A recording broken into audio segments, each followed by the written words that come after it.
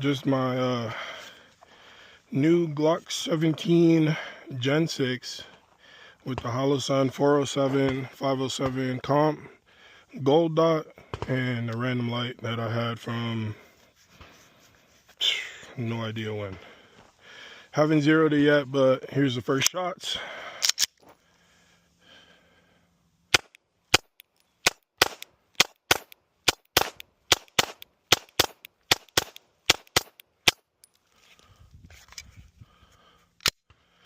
It's pretty flat for what it is. It's actually pretty flat, and that gold dot is crazy.